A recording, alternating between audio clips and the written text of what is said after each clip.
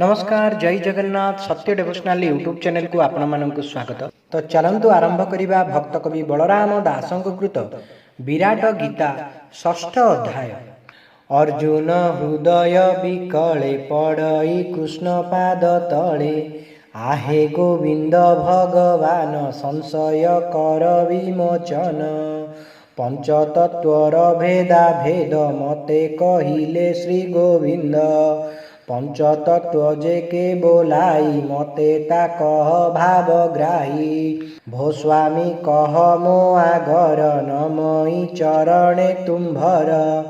अर्जुन पाद तले पड़ी विनय भावे कर जोड़ी ए देहे कह हस्त मारी नमस्ते प्रभु दई तारी ए सर्व काहीं रे अछंती शुणिले फिटु मन भ्रांति जंत्र काटीण बसाइब ए प्रति अंगे बसाइब। श्री भगवान वाच अर्जुन वाक्ये चक्रधर कहंती जंत्र भेद सार अर्जुन शुणएहु कथा मुनिए न जानती जथा तते मु कहुअछि फेई केवल न कहिबु काहीं अनंत जंत एहा नाम ए नित्य फुका बंधु धाम मते पचारिलु अर्जुन ए नित्य सर्वे छंती पूर्ण तेज जा पचारिलु तुही सकल देवा तते कही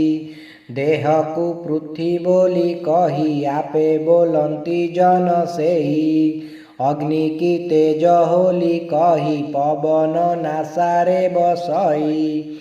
आकाश तालुर जुआर शुण अर्जुन महावीर पृथ्वीर स्थान इंद्री द्वार आबर स्थान नयनर तेजर स्थान चक्षु द्वार नाभिरे पवनर घर डाहाण नासा सूर्य ज्योति बाम नासिका चंद्र कांति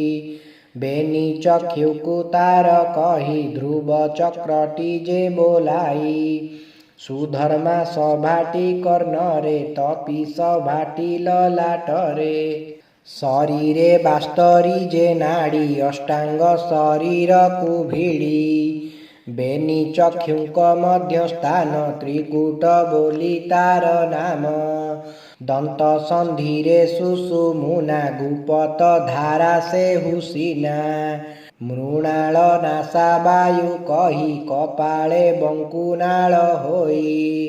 कालटी चक्षुरे बसाई स्वपन कंठरे देखई मनर शून्य रेटी घर ज्ञान बसई चक्षु द्वार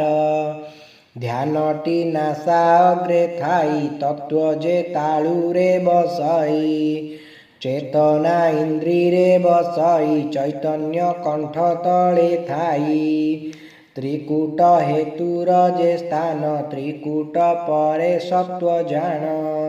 नाद जे नाभिरे बसई बिहुटी नासा अग्रे थाई नामर ध्वनि चक्षु स्थान चक्षु परे ज्योति जान ज्योति संभाई तालु द्वारे निशबदटी सेही ठारे स्वपन कंठरे बसाई बिंदुर घर तालु कही ब्रह्मांक सभा नाभि स्थान इंद्रंक सभा इंद्री जान विष्णुगणंक सभा चक्षु शुण अर्जुन केते पूछु ए दश द्वार दश दिग शुण अर्जुन ब्रह्म भाग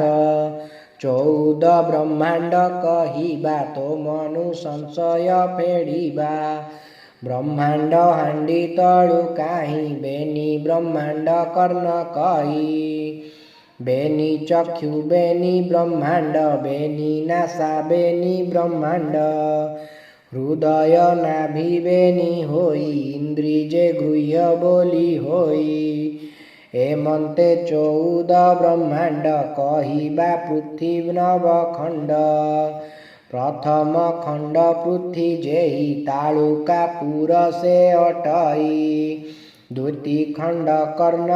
कही तृतीय खंड चक्षु होई चतुर्थ खंड नासा जान पंचम खंड मुख पूर्ण षष्ठ खंड जे तोर मुंड सप्तम खंड हृद तट अष्टम खंड नाभि कहे नवम खंड इंद्री होए